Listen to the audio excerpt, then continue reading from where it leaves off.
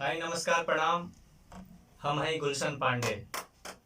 एगो प्यारा सा लोकगीत पवन भैया के सुनावा तानी। अगर अच्छा लगी तो लाइक कमेंट शेयर जरूर करी। आप सब भैया सब जय हो।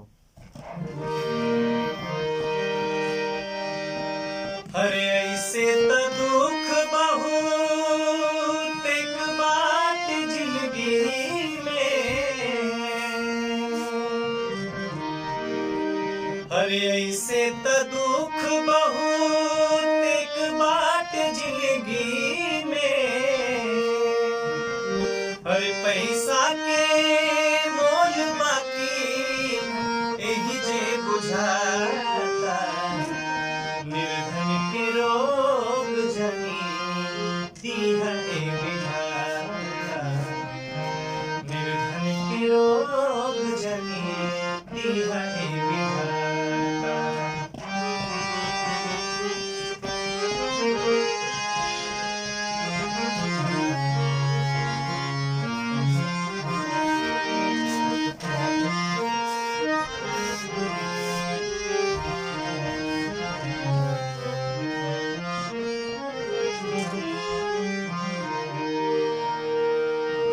जेने माला माल रुपया भरल ट्रक बा, बड़े बड़े लोग पाता ओही लोग के हक बा।